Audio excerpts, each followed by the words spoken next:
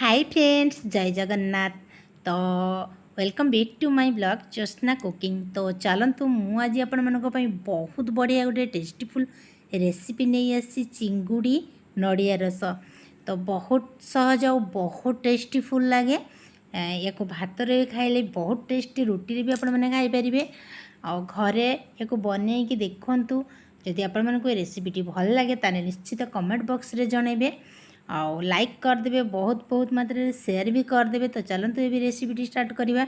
देखो मुझे 500 ग्राम चिंगुड़ी माछ नहीं आउ गोटे चामच हलदी गुंड जी लुण लगे मु लुण देती। तो एक भल भाव मिक्स करदेली। तो देखो ये दीटी मु बड़ बड़ पियाज नहीं छोट छोट कर काटी देती।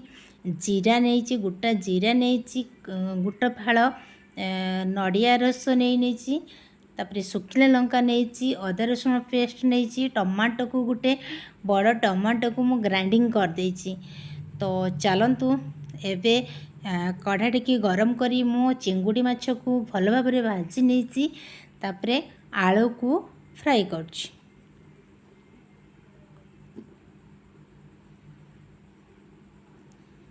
या बहुत कम आंचरे भाजवा, कहीं या हल्का हल्का सिझार अच्छी। तो या 2 मिनट पर मु घोड़े देती। आलू देखो तार कलर बहुत बढ़िया आसीगलानी।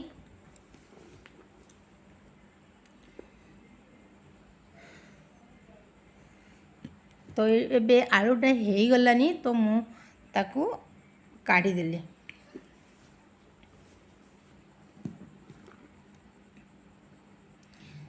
तो जी कढ़ारे तेल थिला पुणी अल्प तेल देली, तापर कंचा गोटा जीरा देली और मीठा काट अड़ेच पकईदेली। देखो या कम आंचरे ही भाजवा, कहीं ना पोड़ीज। तो मो 2टी पियाज काटी नहीं, से पियाज कटा को देली। पियाज को भी बहुत कम आंचरे ही भाजवा।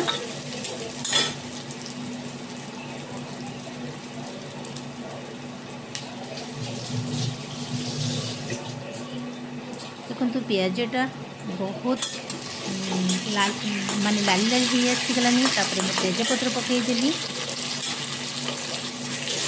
अल्प लुण देली। कहीं लुण पियाज देले पियाजटा बहुत जल्दी सॉफ्ट हो जाए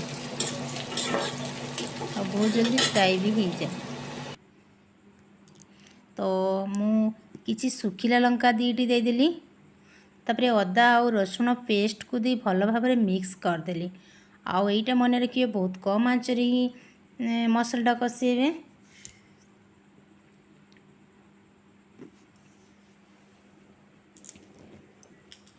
आपको निश्चित ये रेसिपीटी को निश्चित आपण मैंने घरे थरे बनईकी देखंतु। बहुत सहज उपाय बनई हम। तो देखो ये मसलाटा मोर भल भाव भाजी आसलानी।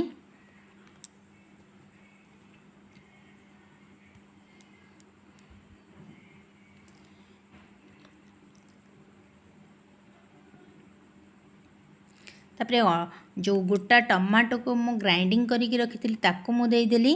तापर अल्प गोटे कप मु पानी देली और भल भाव फुटी गला परे मु जो आलू को भाजिकी रखी से मु देदेली।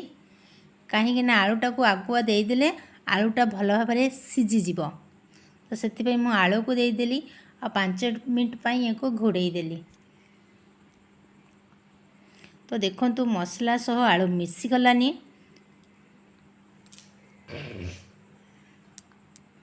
आलू भी टिके टिके सीझी आसलानी।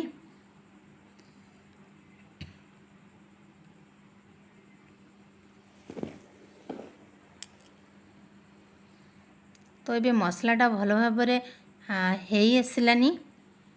तो से मु नड़िया रस को देदेली। देखंतु बहुत बढ़िया देखा जाउची। तो ये नड़िया रस बहुत बढ़िया भाव आलू नड़िया रस मसला सब बहुत भल भाव फुटी आसलानी। तापर भाजी रखी चिंगुड़ी को मु ऐड कर दूची।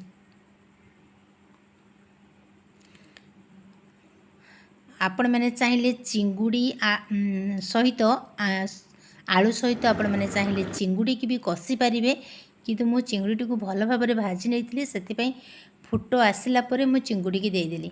तो देखु आलू चिंगुड़ी मसला बहुत भल भाव में नहीं फुट आसीगलानी।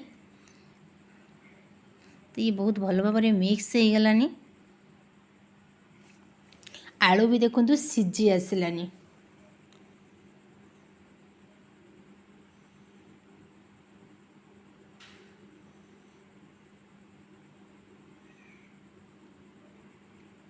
तो देखु चिंगुड़ी नड़िया रस पूरा रेडी हो गलानी। तार कढ़ारे जो पानी मसलाटा छाड़ी आसलानी तो भाभी ने चिंगुड़ी तरकारी रेडी हो गलानी। तो ये मु काढ़ीदेली। आउ थे कहीदे आपण जदि ए रेसिपीटी भल लगे निश्चित लाइक करदे। आउ नुआ थिले तो आपण मैंने सब्सक्राइब करदे। आ बहुत बहुत मात्रा आपण मैंने शेयर करदे। तो थैंक यू।